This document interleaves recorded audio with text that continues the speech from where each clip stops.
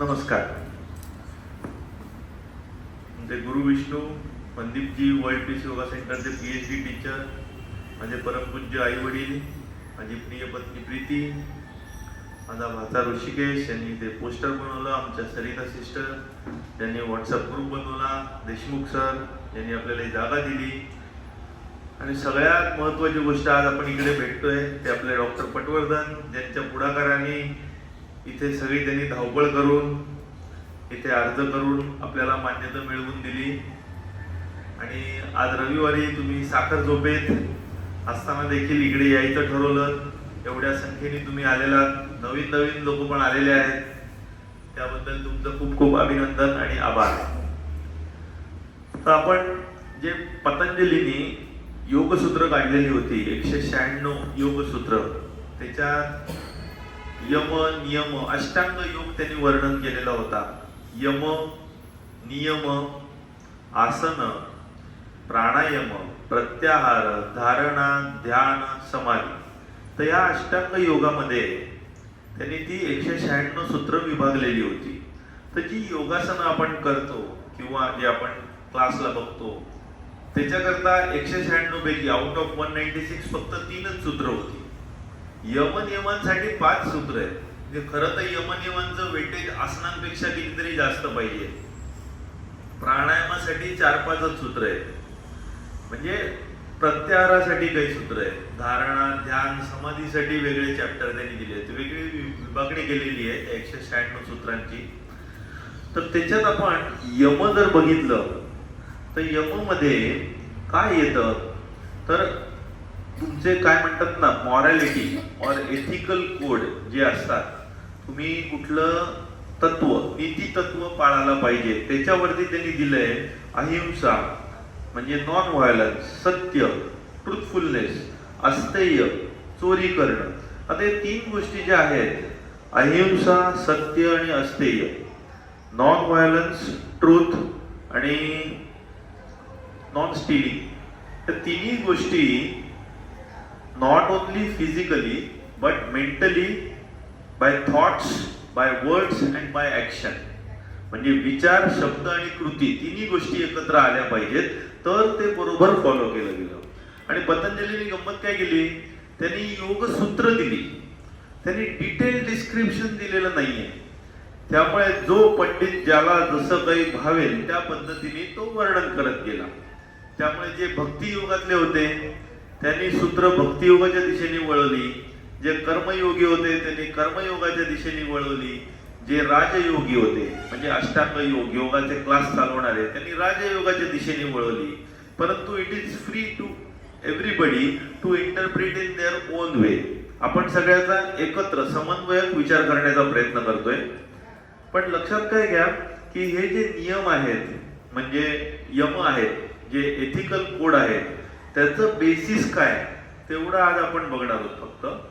आणि आजचा टॉपिक पसायदानाने संपवणार आहोत. पुढच्या वेळेला आपण या नियमांच्या पुढे जाणार आहोत. यमामध्ये म्हणजे एथिक्स मध्ये कुठले कुठले नंतर येतात, काय काय कॅरेक्टरिस्टिक येतात. मग त्याच्यात नॉन व्हायलन्स येतं, ट्रुथफुलनेस येतं, चोरी न करणं, ब्रह्मचर्य, अपरिग्रह. तुम्हाला कदाचित आश्चर्य वाटेल, दुःख पण होईल की एक एक टॉपिक वरती आपलं एक एक लेक्चर असणार आहे. म्हणजे नुसतं अहिंसेवरती आपण तास दीड तास ऐकणार आहोत पुढच्या वेळेला किंवा त्याच्यानंतर. म्हणजे इट इज क्वाईट एक्सटेन्सिव्ह. त्यामुळे एका वेळेला सगळं करायला गेलं तर ओव्हरडोसच होईल. त्यामुळे it is impossible. So we are going very slowly. आजचं जे आहे ते सगळ्यात बेसिक आहे for entire Ashtanga yoga, our life और anything. It is the basis of everything. ते कसं ते आपण त्याच्याकडे येऊ.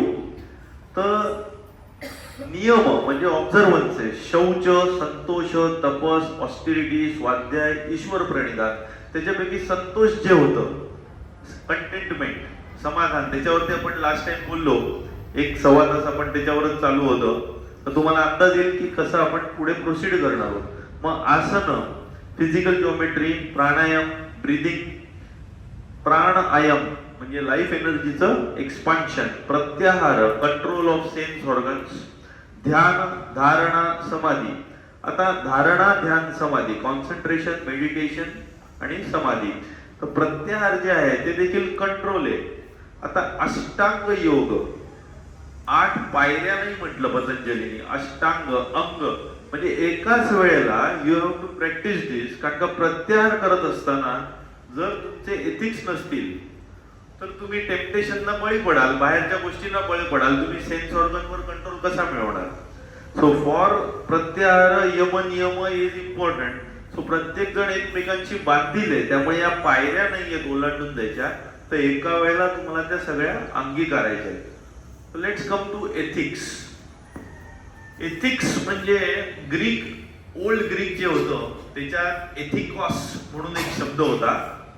ते एथिकॉस म्हणजे रिलेटेड टू वन्स कॅरेक्टर, एखाद्या चारित्र्याबद्दल जे बोलणं आहे त्याला एथिक्स हा शब्द आलेला आहे. आता याचे मी कॅटेगरायझेशन केलेलं आहे 10 गोष्टींमध्ये.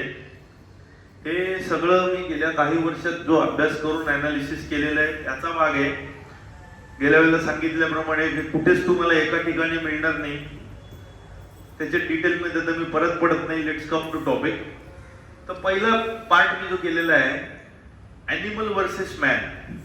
दुसरा जो पार्ट आहे एथिक्स कसे तयार झाले, मॉरॅलिटी कशी तयार झाली. तिसरं काय, व्हॉट इज एसेन्शियल मॉरॅलिटी और humanity, is it related to time, वेळेनुसार बदलते का, जागेनुसार बदलते का, हा ती युनिव्हर्सल आहे, एटर्नल आहे. नंतर इक्वॅनिमिटी, समानता, एकत्व, हा चौथा पॉइंट आहे. पाचवा पॉइंट आहे टोटल सेल्फलेसनेस, कंप्लीट सेल्फ ॲब्डिकेशन, निस्वार्थपणा. सहावा पॉइंट आहे रिअलिटी, ही झाली थेअरी, रिअलिटी मध्ये नक्की काय.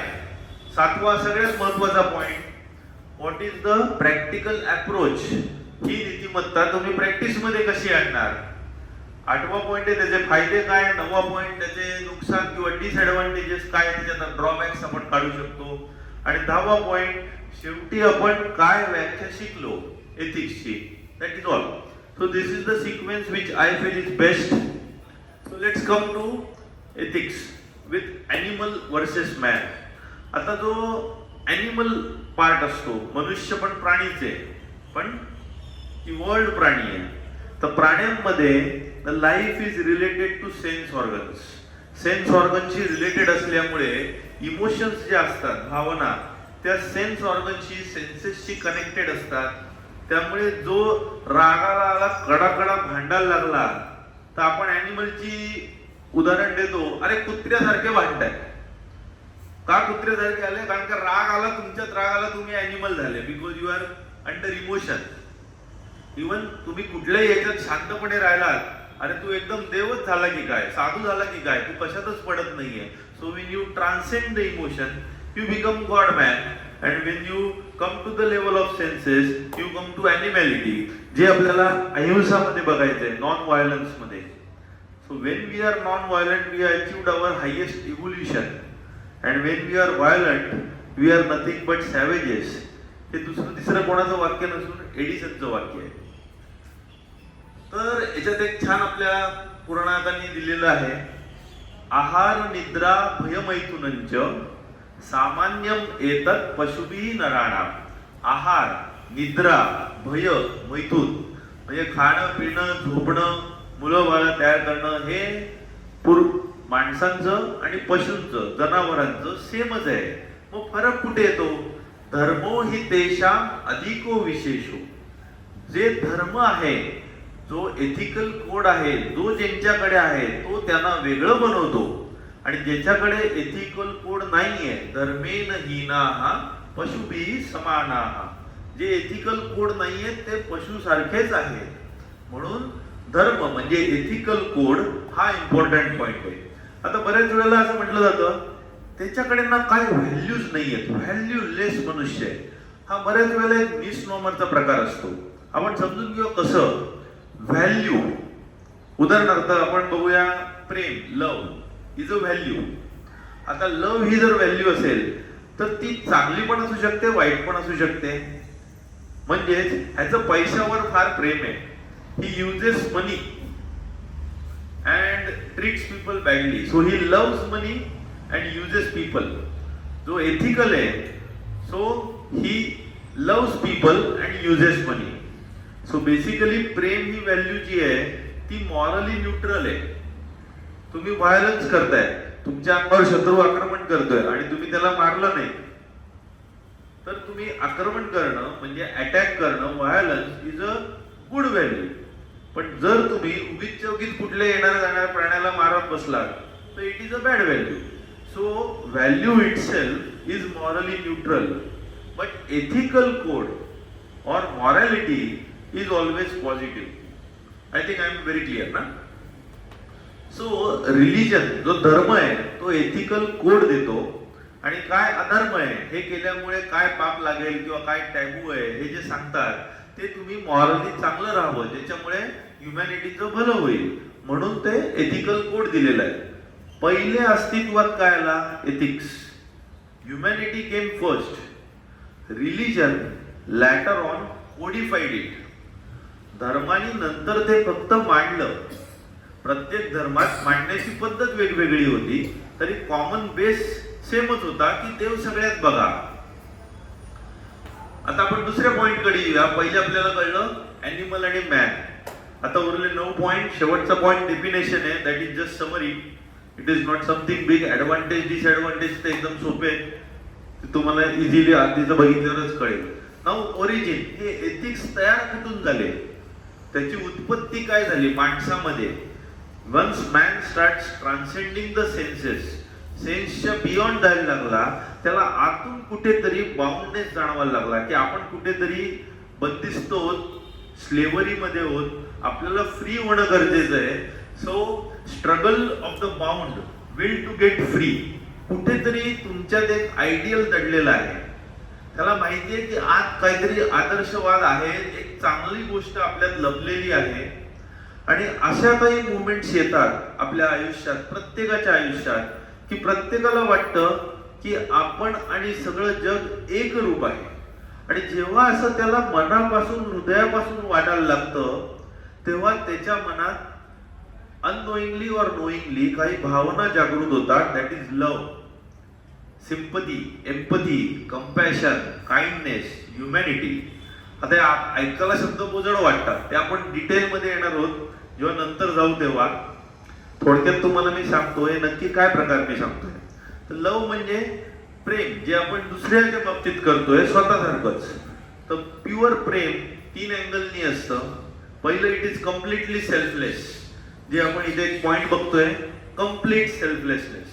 तो प्युअर लव्ह मध्ये लेनदेन नसतं, दुकानदारी नसते. तुम्ही माझ्यावर प्रेम करा नाही तर नका करू, माझं तुमच्यावर प्रेम आहे, हे खरं प्रेम. त्याच्यात दुःख होण्याचा काही भागच नसतो, कारण ते कुठल्या अपेक्षेने केलेलं नसतं. So it is complete selfless love. तुम्ही आयुष्यात कधीतरी कोणावर तरी कशावर तरी करता तेव्हा आतली तुमची डिव्हिनिटी जागृत होत असते.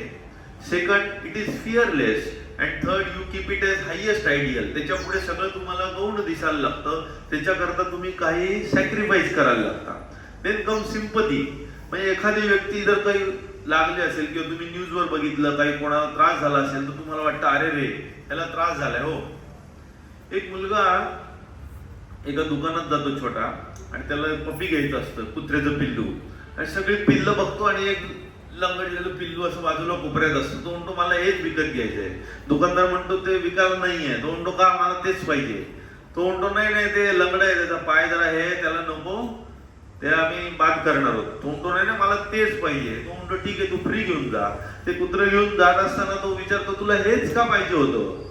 तर तो शर्ट वरती करून स्वतःचा खोटा पाय दाखवतो आणि म्हणतो मला याच्या वेदना कळतात की पाय नसताना त्याला काय फील होत असणार. दिस इज कॉल्ड एम्पथी. एम्पथी म्हणजे तुम्ही दुसऱ्याच्या जागी राहून विचार करता, त्या वेदना तुम्ही फील करता. Is called empathy. जेव्हा तुम्ही दुसऱ्याच्या जागी नसता, it is called sympathy. Simple. So sympathy, empathy. Then comes compassion. Compassion is more than empathy. कसं? कंपॅशन मध्ये एम्पथी असते. मला खूप वाटलं, तुमच्या जागी राहिलो, मी फील केलं, सगळं झालं. पण कंपॅशन मध्ये there is one more addition, that you are ready to do, और in fact you do in your best of the capacity to help the other person. म्हणजे तेव्हा तुम्ही समोरच्या व्यक्तीला काहीतरी मदत करण्याचा प्रयत्न करता तुमच्या कपॅसिटीमध्ये. प्रत्येक वेळेला तुम्ही मदत करतातच असं नाही, कारण ती तुमच्या हातात नसते. जर एखाद्या व्यक्तीचं कोण जवळचं नातलग एक्सपायर झालंय, वडील गेलेत, आई गेलेत, भाऊ गेले, कोणीही म्हणजे, आणि त्याच्यात तुम्हाला ते खूप कळवळ आलंय आणि तुम्ही काहीच मदत करू शकत नाही आहात आणि तुम्हाला एम्पथी झालेली आहे, with compassion you just stay with the person. तुम्ही त्या व्यक्तीच्या बरोबर थांबता, त्या व्यक्तीच्या दुःखात सहभागी होऊन शेअरिंग करता. That itself is also compassion. And then comes kindness. Kindness हा आपल्या मॉरॅलिटीचा एक महत्वाचा भाग आहे. Kindness is your general trait. ते तुमचं कॅरेक्टर असतं, ते तुमचं इनबिल्ट नेचर असतं, ते तुमच्या रक्तात असतं की तुम्ही काइंड आहात. प्रत्येक जण आत काइंड असतो आणि त्यामुळे त्यांनी फक्त आतलं नेचर बाहेर आणला तर he behaves kindly with everybody. त्याच्यात त्याला वेगळं आर्टिफिशियल वागायला लागत नाही. समोरच्याला काइंडनेसची गरज आहे म्हणून मी काइंड नाहीये, तर मी काइंडच आहे. जो येईल त्याला मी काइंडली वागणार आहे. आंब्याचं झाड असं नाही म्हणणार की मी तुला आंबा देत नाही, फक्त त्यालाच देतोय. So that is kindness. आणि humanity, humanity is the highest.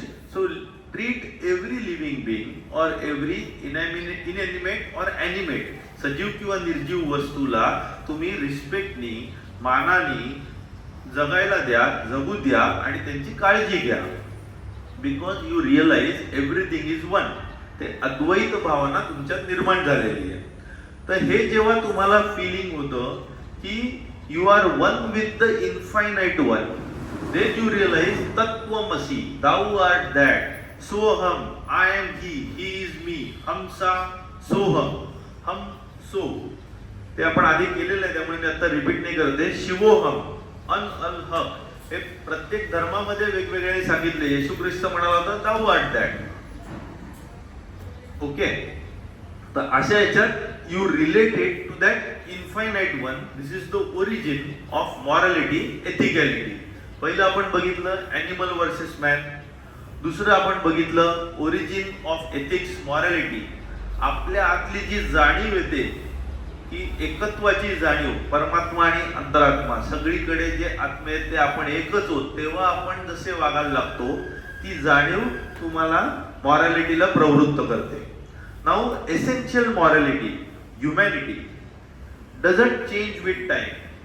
तुम्ही रामायण महाभारताचा काळ बघा, 5000 10,000 वर्ष ख्रिस्तपूर्व असं जो मानला जातो, आणि आत्ताचा काळ बघा, जे एसेन्शियल एथिक्स आहेत, मॉरॅलिटी आहे, ती सेम आहे.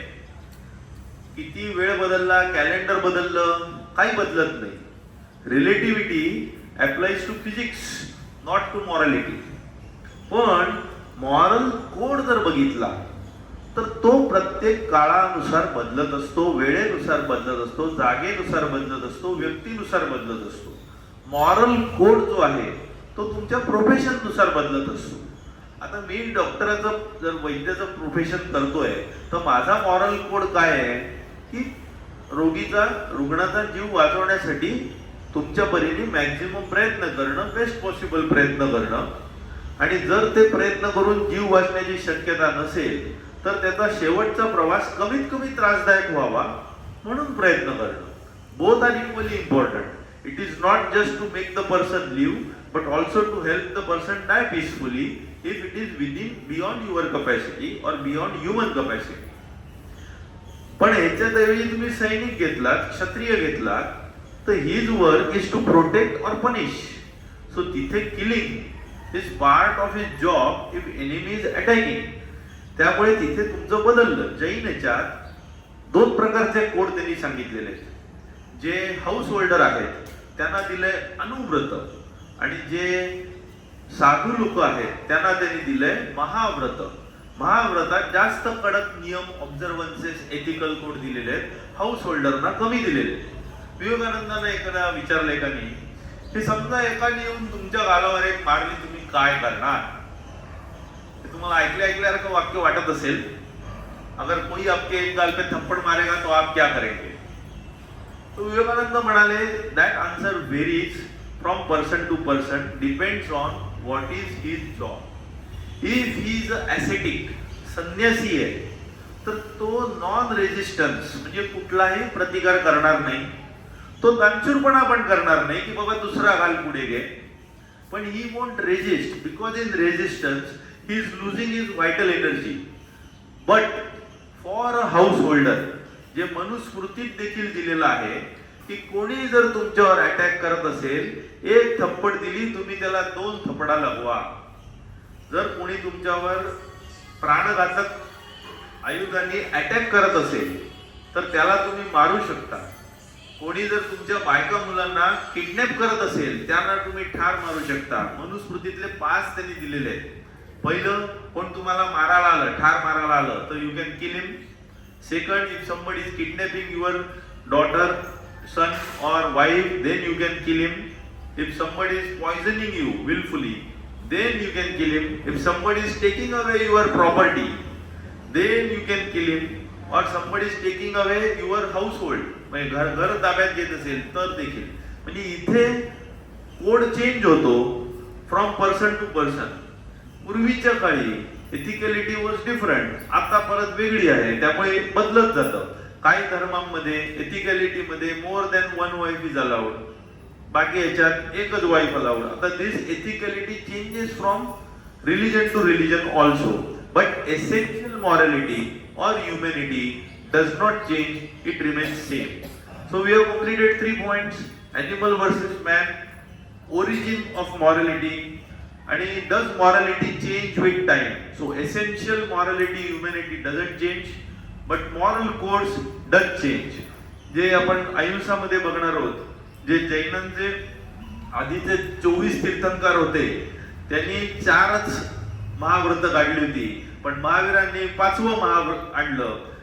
बुद्धांनी पण जे वेगवेगळे सांगितलेले होते त्याच्यात कसे त्यांनी ऍड केले, म्हणजे मॉरल कोड कसे वाढत गेले, तर ते आपण नंतर घेऊ. ते पण खूप इंटरेस्टिंग टॉपिक आहे. आधीचे सगळ्याचे मॉरल कोड जे होते त्याच्यात गौतम बुद्धांनी किती समाज सुधारक विचार होते. 500 वर्ष ख्रिस्तपूर्व काय बुद्धांनी शोध लावला की तुम्ही अशी कुठली औषधी किंवा द्रव्य ज्याने तुम्हाला नशा येते अशा गोष्टी घेऊ नका. म्हणजे दारू निषिद्ध करण्याचा भाग किंवा अफू गांजाचा रस निषिद्ध करण्याचा मॉरॅलिटी कोड गौतम बुद्धांनी पहिल्यांदा आणला. म्हणजे मॉरॅलिटी कशी बदलत जाते किंवा मॉडिफाय होत जाते, पण essential moral code remains the same. Now comes 4th point, equanimity. जेव्हा मनुष्य अभ्यास करत गेला, आयदर कर्मयोगाने, भक्ती योगाने, ज्ञान योगाने किंवा राजयोगाने. राजयोग म्हणजे अष्टांग योग, योगिक मेथडने. भक्ती योगाने म्हणजे देवाला पूर्ण समर्पित होऊन, ज्ञान योगाने म्हणजे अभ्यास करून हे मी नाही, हे मी नाही, नेती नेती इति इति. तर अशा याच्यात जेव्हा त्याला समजलं की अरे सगळं ज्ञान माझ्यातच आहे, I am eternal existence, eternal knowledge, eternal bliss, सच्चित आनंद मीच आहे. मीच नाही तर प्रत्येक जण सच्चित आनंद आहे, तो केवळ इग्नोरन्सनी कवर्ड आहे. हे जेव्हा त्याला उमगलं तेव्हा तो म्हणाला की अरे सगळे माझ्यासारखेच आहेत. हे वेगवेगळ्या धर्मात वेगवेगळ्या लोकांनी वेगवेगळ्या पद्धतीने सांगितलं. खलील जिब्राननी खूप फेमसली सांगितलं की माझ्यापेक्षा कोणी वरती नाहीये, त्यामुळे मी कोणाची एनवी किंवा हेट करण्याचा प्रश्न नाहीये, आणि माझ्यापेक्षा कोणी खालती पण नाहीये की मी कोणाला नावं ठेवायला पाहिजेत किंवा कोणी माझी स्तुती करायला पाहिजे अशी मी अपेक्षा करणे. सगळेच माझ्या लेवलला आहे, त्यामुळे ना तुम्ही कोणाला वरती समजा ना खालती समजा. सो मी अंडरलाईन खास केलंय वेदांत मॉरॅलिटी. ह्याचं सार काय आहे, गिस्ट काय आहे. सो वेदांतात हेच सांगितलंय, ईच मॅन नीट लक्ष द्या, each man should be treated not for what he manifest.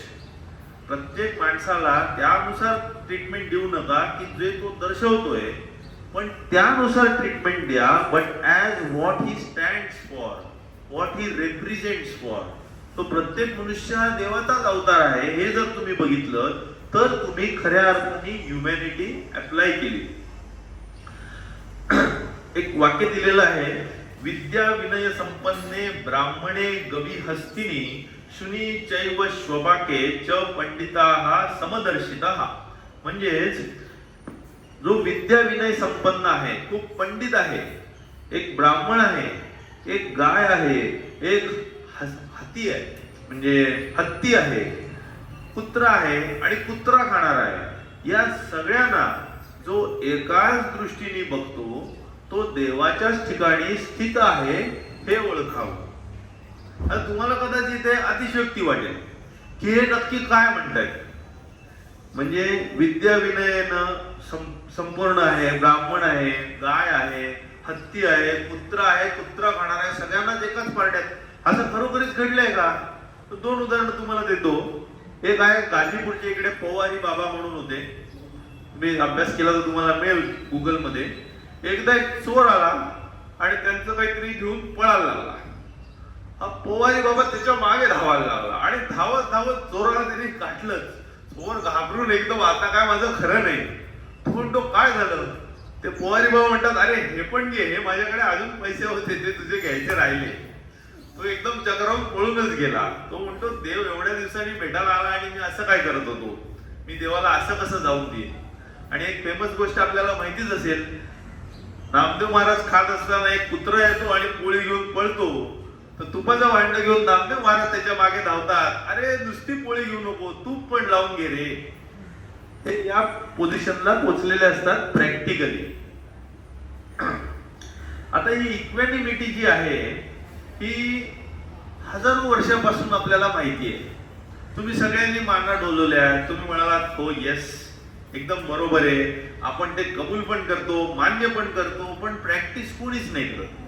Vivekananda मोठमोठ्या पंडितांना भारत भ्रमणात भेटले तेव्हा मोठमोठे म्हणायचे हो आम्ही मान्य करतो, हे मान्य करतो. आणि तेवढेच कोण जवळ आला, म्हणजे 1890 सालची गोष्ट, तर लगेच अरे हात नको लावू रे मला, दूर जा रे बाबा, माटीत मी. म्हणण्याचा उद्देश प्रॅक्टिकल मध्ये कुठे होतं? ते ह्याच्याकरता एक गोष्ट आहे, एक राजा असतो, तो म्हणतो की प्रजा ना माझ्यासाठी काही करायला तयार आहे आणि माझ्याकरता सगळं काही जीव पण द्यायला तयार होईल, इथपर्यंत प्रजेचा माझ्यावर जीव आहे. तो प्रधान म्हणतो छे हो, हे सगळा दिखावा आहे, प्रत्येकाला स्वतःच पडलेलं आहे, ते दाखवायला फक्त दाखवत आहेत की आम्हाला पडलंय, पण ऍक्च्युली काही करत नाही. राजा म्हणतो मला नाही पटत आहे, मला हे खोटं खोटं वाटतंय. तो म्हणतो ठीक आहे आपण दुसऱ्या दिवशी एक प्रयोग ठेवू. मग दुसऱ्या दिवशी ते अनाउन्समेंट करतात की राजवाड्याच्या बाहेर एक हौद आहे बरं का. अमावस्येच्या रात्री त्या हौदामध्ये त्या राज्यातल्या त्या राजधानीपुरतीच तो एक्सपेरिमेंट सीमित असतो. त्या राजधानीतल्या सगळ्या लोकांनी येऊन पूर्ण अंधारामध्ये, तिथे लाईट बीट नसणार आहे, म्हणजे कोणी किती टाकलं ह्याच्यावर कोणाला ऑब्जेक्शन यायला नको, आपापल्या पात्रतेप्रमाणे दूध ओतायचंय त्या हौदामध्ये. आणि 1 कप टाका, 1 बादली टाका, 1 लिटर टाका, 1 बाटली, मग 1 पेला, तुमच्याकडे जे काय असेल तुमच्या कपॅसिटी प्रमाणे. तर राजा म्हणतो हे काय होणार आहे? म्हणतो बघा तुम्ही. मग आणि तिथे कोणीही लक्ष ठेवायला नसणार आहे, एकही सैनिक नाही, वॉचडॉग नाही, काही नाही. It is totally on your on. मग दुसऱ्या दिवशी सकाळी प्रधान सांगतो चला आता जाऊया आपण बघायला, ते हौद बघायला जाऊया. जातात सकाळी तिकडे बघायला आणि बघतात तर काय हौदभर नुसतं पाणी असतं, दुधाचा एकही थेंब नसतो. राजा म्हणतो अरे हे काय, दुधाचं पाणी कसं झालं? प्रधान म्हणतो हीच गंमत आहे, प्रत्येकाला माहितीये दूध टाकायचं होतं, पण प्रत्येकाला वाटलं दुसरं दूध टाकेल, मी थोडं पाणीच टाकतो. आणि असं करून सगळ्यांनी त्याच्यात पाणीच टाकलं. त्यामुळे इक्वॅनिमिटी आपल्याला माहिती आहे, हे करणं गरजेचं आहे. सगळ्यांना सेम समजा, पण प्रत्यक्ष वेळ येते तेव्हा आपण अरे कार्य करत इक्वॅनिमिटी धाब्यावर बसतो. इक्वॅनिमिटीवरती एक पर्शियन पोएम आहे खूप छान. एक प्रियकर बऱ्याच वर्षानंतर युद्धावरून परत आलेला असतो, डोंगरावर झोपडीवर जातो आणि प्रियतमेचं दाट ठोठावतो. आतून आवाज येतो कोण आहे? तो म्हणतो मी अमुक अमुक अमुक आलेलो आहे. दरवाजा काही उघडत नाही. तो ठोठावतो, कंटाळून जातो, परत जातो थोड्या वेळाने, परत ठोठावतो, परत आवाज येतो कोण आहे? तो म्हणतो की अगं मी तुझा प्रियकर, हे ते फलाना सगळं स्टोरी सांगतो, दार काय उघडत नाही.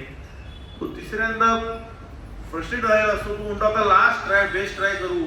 तो परत खूप प्रेमाने तिकडे जातो आणि आतून परत आवाज येतो ठोठवल्यावर की कोण आहे. तर तो शेवटी न राहून म्हणतो अगं मी तूच आहे आणि दरवाजा उघडतो. So when he says I am you, then you have really realized the humanity. आता 5व्या पॉइंटला आपण येतोय. 4 पॉइंट कव्हर केले. Animal versus man, origin, essential humanity or morality doesn't change, equanimity, सगळ्यात एकत्व बघणे, सगळ्यांची एकरूपता आणणे. 5वा पॉइंट आहे complete selflessness or self abnegation. So ideal morality is unselfishness. जो आपला छोटा सेल्फ आहे दॅट इज कॉल्ड इगो. जेव्हा तुम्ही इगो काढून टाकता तेव्हा तुमच्यात फक्त देवच उरला. So when there is no ego you are God. So that self you have to remove. Complete selflessness. So highest service, highest virtue is service to others. आता हे कसं येणार? पहिले यू ऍक्ट विथ डिझायर आणि act with desire करून हळूहळू तुमच्याकडे action without Dzire यायला लागते. तर पहिले तुम्ही भोगा, मग तुम्ही पोचाल योगाकडे. जे इकडे जमलेले आहेत त्यांना थोडीफार बुद्धी झालेली आहे की या सेल्फ, छोट्या सेल्फ मध्ये काही ठेवलेलं नाहीये. So they are trying to reach that unselfish self or god within. So they have come here to realize this. तर हा सेल्फ काढून टाकण्यासाठी पहिले भोगा मग योगा. म्हणजे पहिले ऍक्ट विथ डिझायर. ज्या डिझायर तुम्हाला वाटतील त्या बघा, मग तुम्हाला कळेल की याच्यात ठेवलेलं नाहीये आणि मग तुम्ही अनसेल्फिश ऍक्ट कडे वळाल. जसं वर्शिप करताना पहिले छोट्या गोष्टींची वर्शिप सुरू करा आणि when you do it to your best capacity then bigger things will automatically come to you. अशा याच्यात एक छान गोष्ट सांगितली आहे रबिया म्हणून. तर ती रबिया खूप वरच्या लेवलची असते, म्हणजे स्पिरिच्युअली ऍडव्हान्स्ड. ती आजारी असते आणि ती पडलेली असते बेडवरती. तिला बरेच धर्मगुरू भेटायला येतात. हसन आणि मलिक येतात तिला भेटायला आणि हसन तिला सांगतो की अगं रबिया, तू तुझं हृदय एकदम प्युअर ठेव. देवाने जी काही तुला शिक्षा दिली आहे ती पार पाडण्यास तुझ्यात शक्ती येऊन जाईल. Purity of your heart. तर ती स्माइल देते फक्त. मग मलिक म्हणतो अगं रबिया, तू देवावर पूर्ण श्रद्धा ठेव. नो रिझनिंग, नो क्वेश्चन, पूर्ण श्रद्धा ठेव. तो जी काही तुला शिक्षा सांगेल, त्याला चॅस्टिस्टामेंट म्हणतात इंग्लिशमध्ये, जी काही सजा शिक्षा ती काही तुला ते भोग देईल, ते भोग हसत हसत सहन करण्याची क्षमता तुझ्यात येईल. बघा, पहिल्यांदा हसन सांगतो की तू तुला शुद्ध कर, देव तुला पार पाडायला मदत करेल, तू क्रॉस आहे. दुसरा म्हणतो तू देवावर पूर्ण श्रद्धा ठेव, तू हसत हसत पार पडशील. तर रबिया म्हणते त्यांना हसून की जिनी देवाचा चेहराच पाहिलेला आहे, the one who is already enlightened, तिला स्वतःला शिक्षा झाली हेच मुळी कळत नाही. So you don't realise anything is wrong with you because you have removed your small self from you. तर जे काही हाल आहेत शरीराचे, मनाचे, ते जर तुमचे नाहीये, तुम्ही सेपरेट केलेलं आहे, तर तुम्हाला त्याचा त्रास होण्याची शक्यताच नाहीये. You are out of the misery when you are taking your self out of it. So understand, subjective world जे आपल्या अंतरात चालू आहे ते तुम्हाला ऑब्जेक्टिव्ह वर्ल्ड दाखवतो. माझ्यात आनंद आहे तर मला आनंद दिसेल, आज जर दुःख भरलंय तर दुःख दिसेल. So in short, change of subject will change the object. Change of subject will change the object. Vivekananda, एक रामकृष्णांची पण एक गोष्ट आहे. एक सोन्याचा मोहरा भरलेलं एक पोतं असतं आणि बाजूला एक तानं बाळ असतं आणि एक चोर येतो आणि ते पोतं घेऊन जातं आणि जाताना त्या बाळाकडे डोळे पिचकवतं. ते बाळ पण हसतं. त्या बाळाच्या मनात त्या मोहरांबद्दल माहिती नाहीये, चोर नाहीये. त्या बाळाला तो चोर चोर दिसतच नाही. आपल्या मनात जेव्हा चोर असतो तेव्हा बाहेरचा प्रत्येक चोर वाटायला लागतो. आपल्या मनात इविल असतं तेव्हा बाहेरचं प्रत्येक इविल दिसायला लागतं.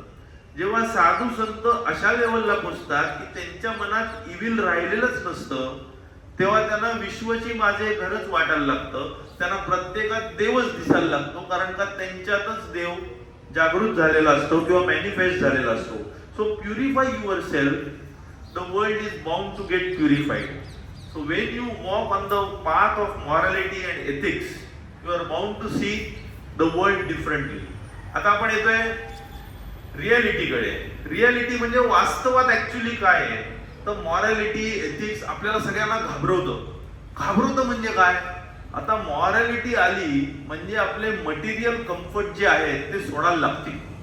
हे नको ते नको, कारण का आपण एथिकल झालो, मॉरल झालो, आणि आपण सतत दिवसातले 24 तास विचार शक्ती आणि वेळ कशाला देतोय, काहीतरी मटेरियल गोष्टी मिळवण्यासाठी. हे पाहिजे ते पाहिजे ते पाहिजे. जेव्हा तुम्ही मॉरॅलिटीकडे येता तेव्हा मटेरियल गोष्टी सोडायला लागतात. जेव्हा तुम्ही हायर गोष्ट लाईक मॉरॅलिटी घेता तेव्हा लोअर गोष्ट मटेरियल गोष्टी सोडता. It is called sacrifice. पण जेव्हा हायर गोष्ट मॉरॅलिटी तुम्ही सोडता लोअर गोष्ट घेण्यासाठी लाच घेता, म्हणजे मटेरियल गोष्ट घेता हायर गोष्ट एथिक सोडून, तेव्हा इट इज कॉल्ड कॉम्प्रोमाइज. आपण बरेच जण कॉम्प्रोमाइज अवस्थेत जगत असतो. आतून एक प्रकारचं गिल्ट फिलिंग झालेलं असतं, because we are not behaving morally. कितीही तुम्ही म्हणालात सगळं मॉरॅलिटी बरोबर आहे, पण प्रॅक्टिस कोण करतंय, कोणी नाही, सगळे पाणीच भरताय. जेवढं आयडियल तुमचं हायर आहे तेवढी तुमची मिजरी नाही वाढत, because when you are morally at a high level your adversity increases. तुम्ही रामाचं आयुष्य बघा, रामायणात जे त्यांनी डिस्क्राईब केलंय, फुल ऑफ ॲडव्हर्सिटी, पण त्या सगळ्या ॲडव्हर्सिटीमध्ये he doesn't deviate from morality, म्हणूनच पूर्ण पुरुष म्हटलं जातं. Absolute morality is a superstition. In reality absolute morality is a superstition. म्हणजे काय, ॲब्सोल्यूट मॉरॅलिटी म्हणजे तुम्ही देव झालात. तुम्ही देव झालात म्हणजे इनफायनाइट झालात. But this is a finite body. So in finite body to find infinite is a paradox which is not possible. तुम्ही फक्त त्या दिशेने वाटचाल करू शकता. बरेच जे रिलीजन आहेत ते सांगतात हे करू नका, ते करू नका, ते करू नका. हे सगळंच्या सगळं तसंच्या तसं फॉलो करणं शक्य का सगळ्यांना नाही. कुठेतरी प्रत्येक जण कमी पडतो. मग आतून एक प्रकारची गिल्ट, अपराधीपणाची भावना होते. मग आपल्याला वाटतं अरे आपण हे चुकीचं केलं. मग गंगेत जाऊन पाप धुवा, देवळात जा, चर्च मध्ये जा, मंदिरात जा, मॉस्क मध्ये जा. तुम्ही बघा आज शनिवार रविवार इकडे मारुतीचं मंदिर, इकडे तिकडे प्रत्येक वाराला सगळे बुक झालेले असतात, लाईन लागलेली असते. कामावर नंतर जातो, आधी देवळात जातो. Now we come to 7th point और मोस्ट प्रॅक्टिकल अप्रोच. आता हा जो प्रॅक्टिकल अप्रोच आहे हा झाला की पुढचा भाग एकदम शॉर्ट आहे, त्याच्यात विशेष काही वेळ जात नाहीये.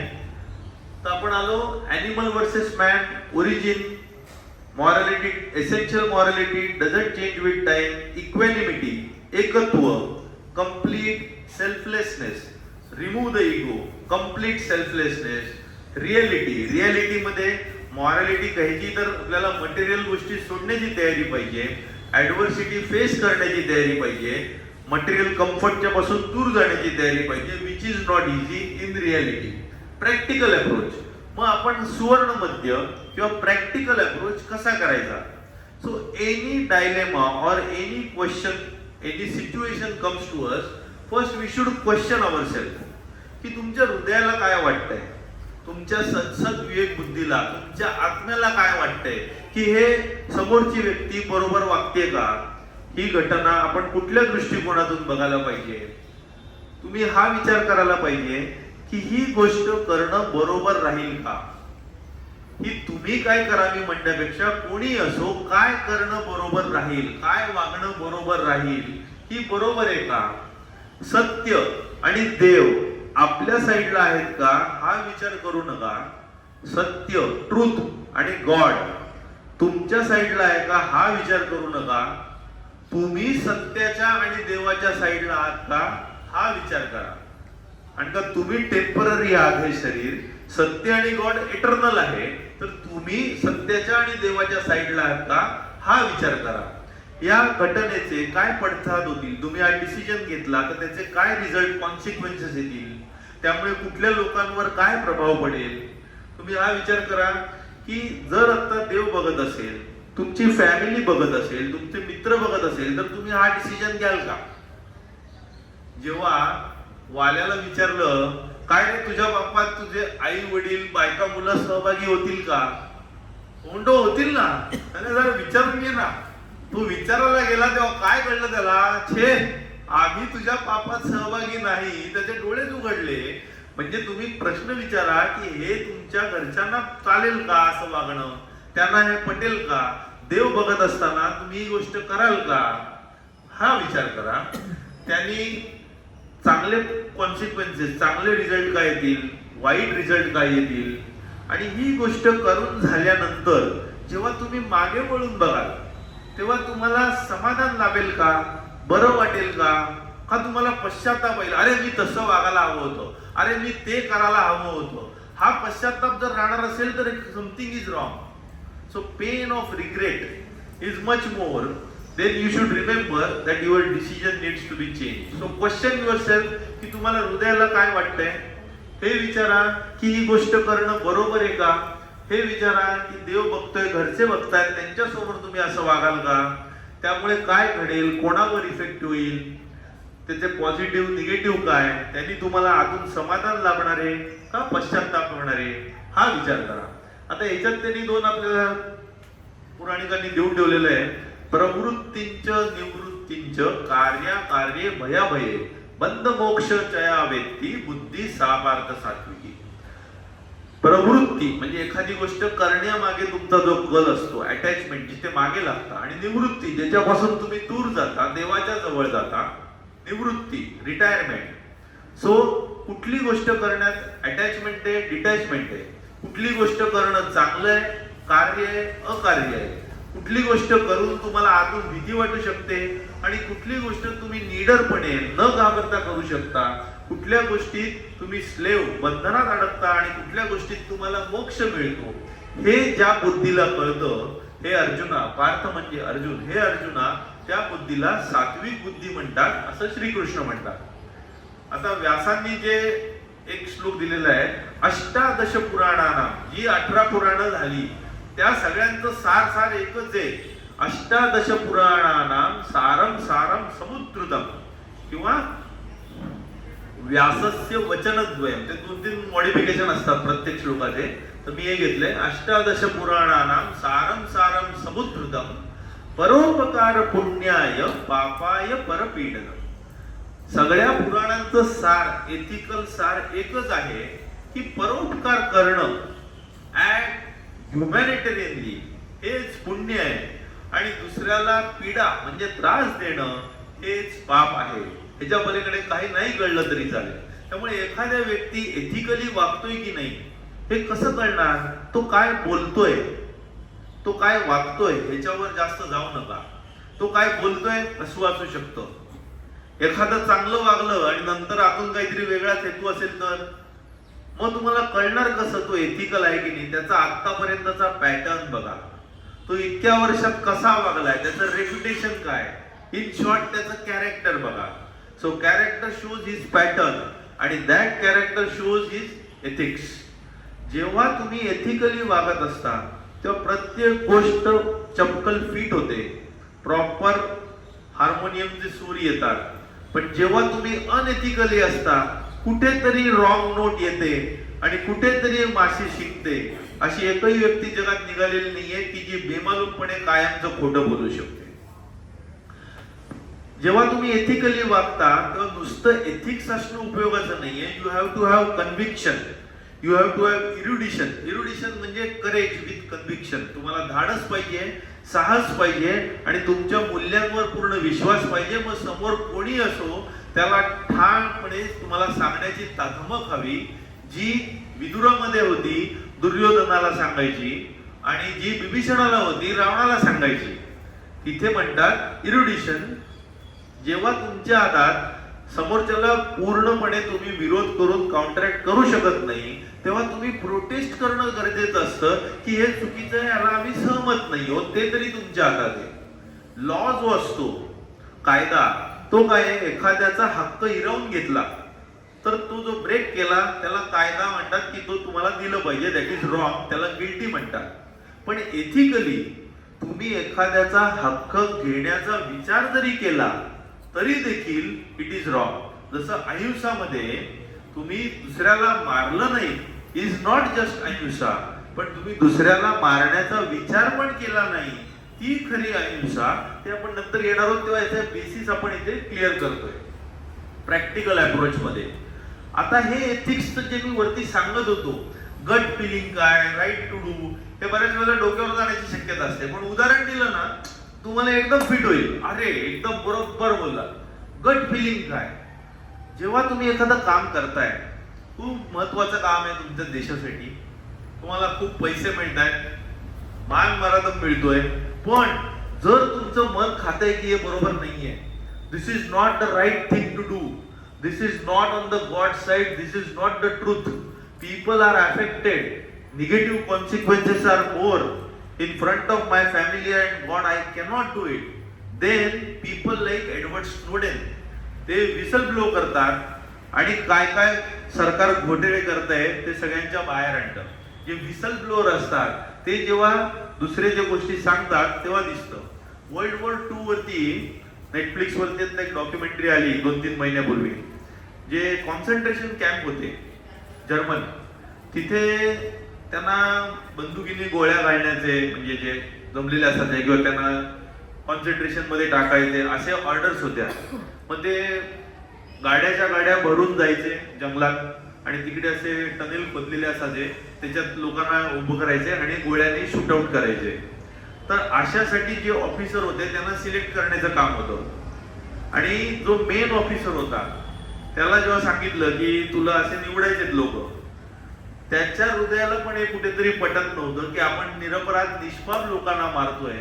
This is not something which is right, which is not on the god side. त्यामुळे जी खालची माणसं होती त्यांनी त्यांना ऑप्शन दिला, तुम्हाला हे करायचं असेल तर करा, नाही करायचं तर नका करू. त्याच्यात काही लोक होते ज्यांनी हे काम करायला जर्मन फोर्स मध्ये असताना नकार दिला. त्यांना स्वयंपाकाची कामं दिली, त्यांना सगळ्यांनी हिणवलं, पण आयुष्यभर ते आतल्या समाधानाने जगले, बाहेरचा खोटा मान मिळवण्याच्या फंदात नाही पडले. So this is what is ethical behaviour. Work ethics, work ethics हे टॉप टू बॉटम यायला पाहिजे. जेव्हा नेता एथिकली असतो तेव्हा खालचे ऑटोमॅटिक एथिकल होतात. ही उदाहरणं आपण बऱ्याच ठिकाणी बघत असतो. नेत्याचे एथिक्स काय आहेत?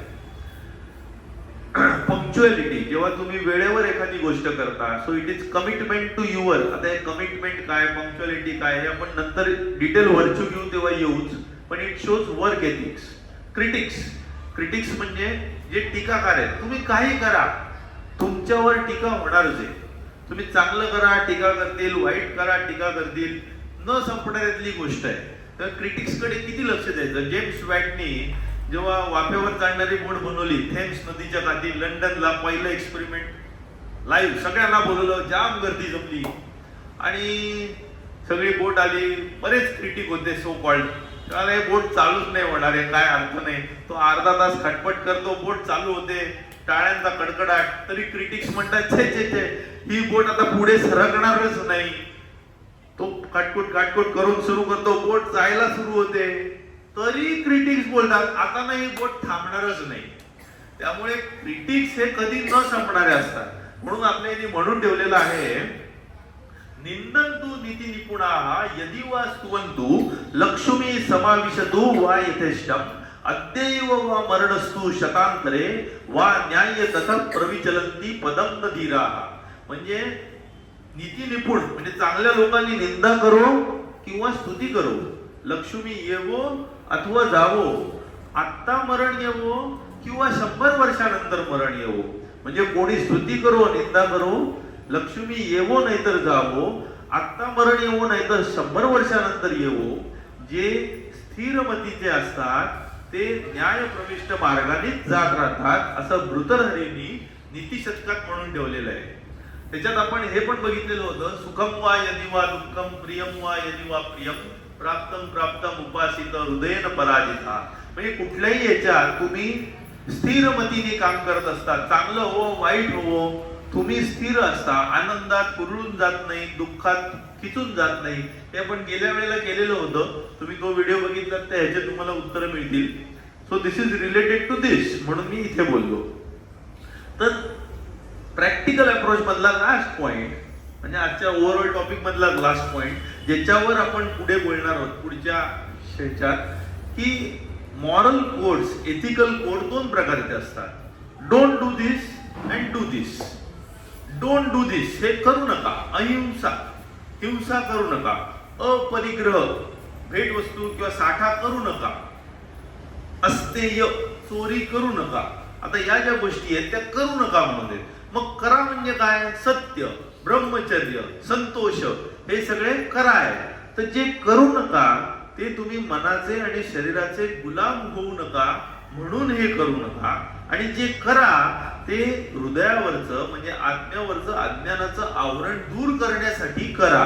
असं डूज आणि डोज. आता ऍडव्हान्टेजेस, डिसएडव्हान्टेजेस आणि डेफिनेशन.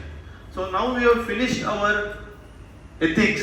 ऍडव्हान्टेजेस, डिसएडव्हान्टेजेस ह्यातलेच फक्त पॉइंट खालती घेतलेले आहेत.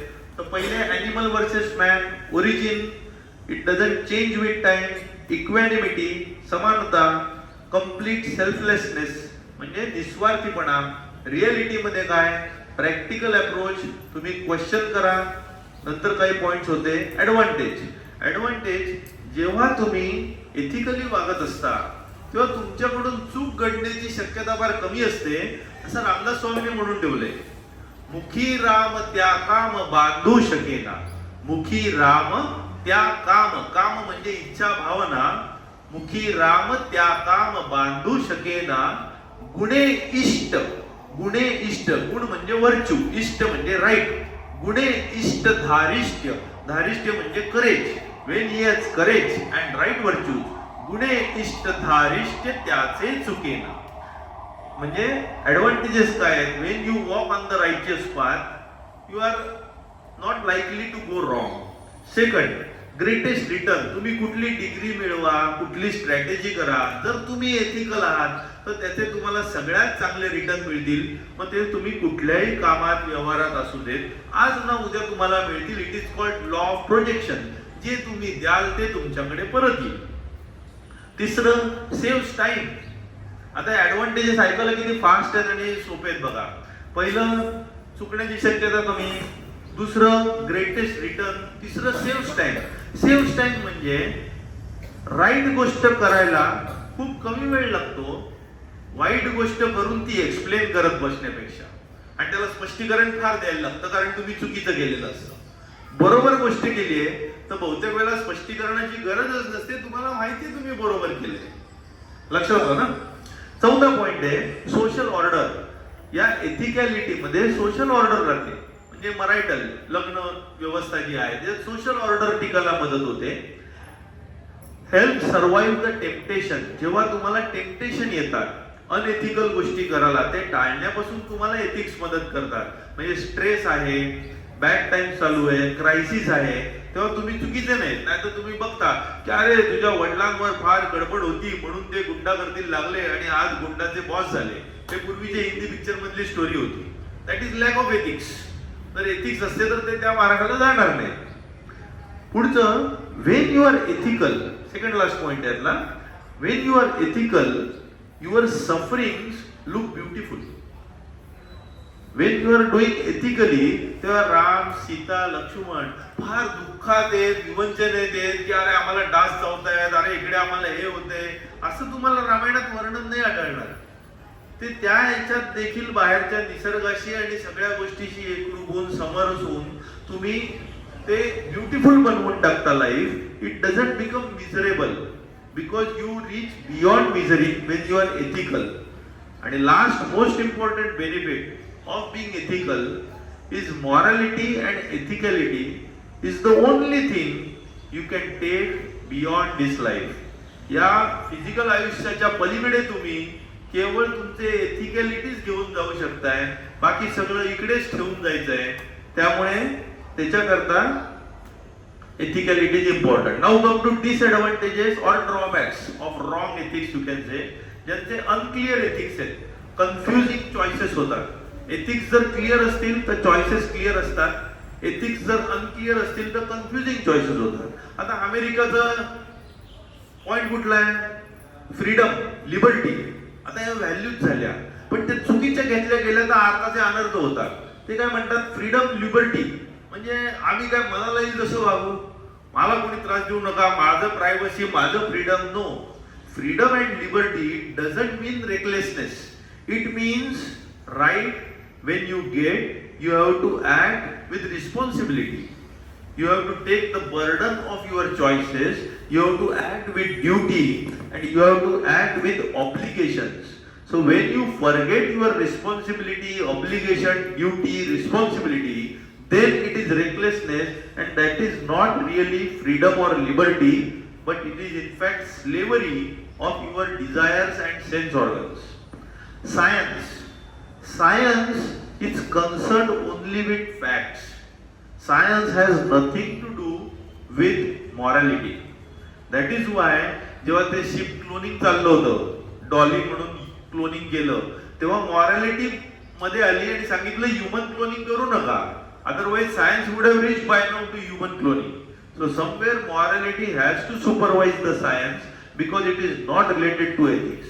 Education, unfortunately modern education is concerned with education of the mind and not education of the heart.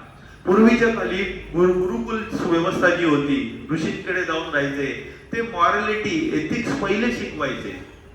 Ethics शिकून जो विद्यार्थी पूर्ण तयार होतोय, केपेबल होतोय, त्यालाच गुरु सगळं ज्ञान द्यायचे.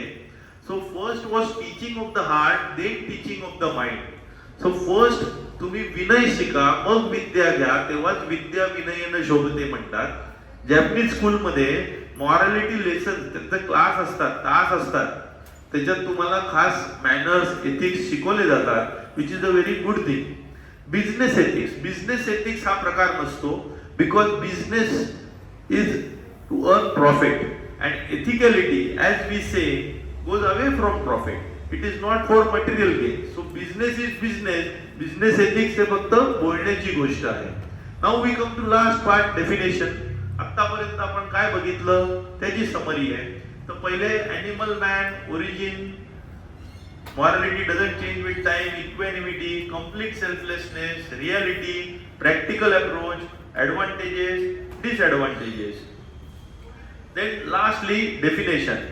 So definition of morality or ethics is guiding or core principles, or ethical code or judgment to abide by. जो आपण प्रश्न स्वतःला विचारला आणि आपल्याला जे काही जजमेंट येणार आहे ज्याला आपण बांधील राहणार आहोत. सो दिस गाइडिंग और moral principle which influence and guides our choices and decisions in our day to day life, which influence and guide our choices and decisions, which results in actions and behavior. म्हणजे जे principal, moral और codes आहेत की ज्याच्यामुळे आपले choices, decision influence होणार आहेत, त्यामुळे ऍक्शन आणि बिहेवियर इन्फ्लुएन्स होणार आहे. कशासाठी? 4-5 गोष्टींसाठी. For justice and fairness, for needs of the others. Needs of the others म्हणजे डिझायर्स ऑफ द अदर्स नाही, गरजा, मूलभूत गरजा तुम्ही इतरांच्या भागवण्यासाठी करताय. It is not just for human right, but it is what is right to be done. जे बरोबर आहे ते करण्यासाठी तुम्ही करताय. इट इज नॉट कन्व्हिनियंट और इझी, मला सोयीचं आहे म्हणून नाही, पण which is right even though it is hard. आणि मोस्ट इम्पॉर्टंटली, दीज मॉरल और guiding principles you follow not for pleasing और डिसप्लीजिंग एनीबडी. तर समोरच्याला सांगणं गरजेचं आहे ठणकावून की हे मी तुम्हाला खुश किंवा नाखुश करण्यासाठी करत नाहीये, हे माझ्या सत्सद विवेक बुद्धीला पटतंय, माझ्या अंतरात्म्याला पटतंय म्हणून मी हे करतोय. Which is right, which is not to make you happy और unhappy. If you are happy it is good, if you are not happy it is your problem. तर याच्यात because of this it determines the purpose and course of our life. त्यामुळे आपल्या आयुष्याचा मार्ग आणि उद्देश दृष्टीपथात येतो. प्रेमचंदनी एक स्टोरी सांगितली, ती सांगून आपण संपूया आता. प्रेमचंद, मुंशी प्रेमचंद हिंदीतले मोठे लेखक, कवी होऊन गेले. तर त्यांनी दिले की 2 मित्र असतात, खूप घनिष्ठ मित्र असतात, आणि मग काही काळानंतर त्यांची ते वेगवेगळ्या गावाला जातात, राहायला लागतात. आणि एक मित्र जो असतो तो आई आणि त्याचं जरा भांडण वगैरे होतं आणि प्रॉपर्टीवरून जरा प्रॉब्लेम होतात, कोर्टात केस द्यायची वेळ येते. आणि कोर्टात केस होणार. आई म्हणते माझं बरोबर आहे, मित्र म्हणतो माझं बरोबर आहे. थोडक्यात तो आईला फसवत असतो प्रॉपर्टीवरून, जे आजकाल आपण कलियुगात बघत असतो. आणि त्याच्यात त्याला कळतं त्या कोर्टात जज आपलाच मित्र आहे आधीचा. तो जाम खुश होतो, अरे तो जे म्हणजे आपला सेटल होणार. तो त्याला फोन बिन करतो, बोलणं बिलणं होतं. जजमेंटच्या दिवशी पोचतात आणि सगळं होतं. जज हिअरिंग देतो मित्र त्याचा आणि तो आईच्या फेवर मध्ये देतो. आणि ते बघितल्यावर त्याचं डोकं एकदम हलतं आणि तो इतका त्रासतो आणि इतका त्याला राग येतो. तो मित्राशी बोलणं टाकतो, त्याला बादच करून टाकतो. वर्षानुवर्ष भेटायला जात नाही. अशीच काही वर्ष निघून जातात आणि नंतर अशी काही परिस्थिती होते की एक घटना घडलेली असते मारामारीची, ऍक्सिडेंटची. आणि तेव्हा तो मित्र नेमका आलेला असतो आणि हा तिथून जात असतो आणि त्या मित्राला काही लोक मारत असतात आणि त्याच्यावरती परत खटला दाळणार असतो. आणि अशा वेळेला साक्षीदार बोलवणार असतात आणि साक्षीदार म्हणून ह्याला पण बोलवायचं ठरतं. आता तो मित्र विचार करतो की मी याच्या आईच्या विरोधात दिला, याला जाऊन बोलून उपयोग काय? काहीच उपयोग नाहीये. तर इट इज नॉट वर्क की याला जाऊन भेटावं. तो हात जोडतो आणि म्हणतो देवाचा दावा करतो, आता बघूया काय होईल. आणि कोर्टात साक्ष द्यायला सुरुवात होते आणि साक्ष देत असताना ह्याची बारी येते. गीतेवर हात ठेवा, मी जे बोलीन ते खरं बोलीन, देवा शपथ खरं बोलीन, खऱ्याशिवाय दुसरं काही बोलणार नाही. आणि त्याला विचारतात काय घडलं रे बाबा, कसं काय? आणि तो सांगतो की माझा मित्र निरपराध आहे, त्याची चुकी नव्हती. आणि तो बाहेर येतो, मग तो मित्र भेटतो, मिठी बिठी मारतो सगळं. तो त्याला थँक्यू म्हणणार तेवढं हा म्हणतो अरे सॉरी, मी तुझ्याशी ना वाईट वागलो, तू माझ्या विरोधात माझ्या आईच्या बाजूने निर्णय दिला म्हणून. तो म्हणतो का रे? तेव्हा म्हणे मला कळलं नव्हतं तू तो निर्णय का दिला होता. आज मी जेव्हा साक्षीदार म्हणून उभा होतो आणि जेव्हा मी माझ्या अंतरात्म्याला विचारलं, सद्सद्विवेक बुद्धीला विचारलं, तेव्हा खरं काय त्याची साईड घेणं मला गरजेचं वाटलं. दिस इज कॉल्ड रिअल एथिक्स. आणि तेव्हा मला तुझे एथिक्स कळले, म्हणून थँक्यू आणि सॉरी. तर आता आपण बसायचा आणि आजची कार्यक्रमाची सांगता करूया. आता विश्वात्मके देणे येणे वाग्यज्ञे तोषावे, तोषोनी मज द्यावे, बसाय दानने. जे कळांची व्यंकटी सांडो, तया सत्कर्मी रती वाढो. भूता परस्परा पडो, मैत्र जीवाचे. दुरितांचे तिमिर जावो, विश्वस्वधर्मे सूर्ये पाहो. जो जे वांशील तो ते लाहो, प्राणी जात